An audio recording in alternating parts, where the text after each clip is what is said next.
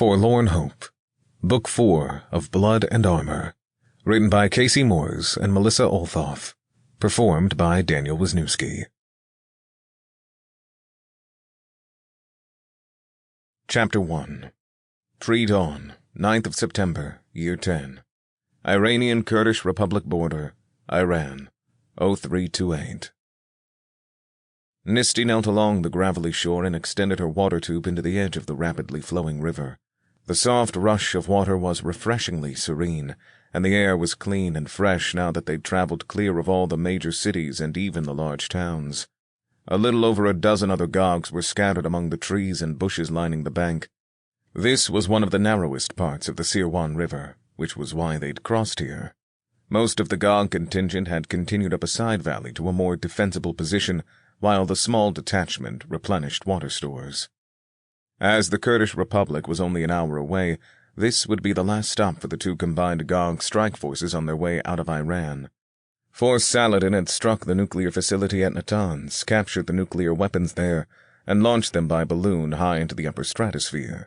Meanwhile, Force Berzani had attacked the weapons storage facility outside of Desful, found the nuclear weapons had already been moved, and tracked them to a missile launch site north of Karamabad. They'd destroyed some of the missiles on the launchers, but they'd had to shoot a few out of the sky. If not for the hyper-accurate Gog targeting systems, or if they'd been a few minutes later, large areas of the Kurdish Republic, namely its cities, would have been destroyed and radioactive for years to come.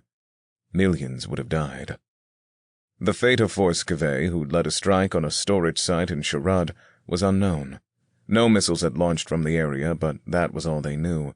Nisti tried to keep her thoughts from wandering to Hermi Karzan, who had been a part of Force Kaveh. They had been the first two Gog operators recruited by Sergeant Major Jaziri and had trained together. She remembered her horror when Hermi had suffered the first training accident when his Gog had tumbled off a cliff and his grenades had detonated. He'd been lucky to survive, and he'd only returned to duty days before the operation. The thought that he'd survived such a horrible accident only to disappear without a trace. It was better not to think about him. Until she knew otherwise, he was but one of many brave soldiers who'd sacrificed themselves to save the Kurdish Republic. "They taught us the meaning of sacrifice," someone said out loud. Turning her head, Nisti found a Gog soldier facing away from her, his faceplate up and chin lifted toward the mountains to the south. Her HUD identified the soldier as Captain Araz Philippi, an officer with Force Saladin. "Let's not make assumptions," she said.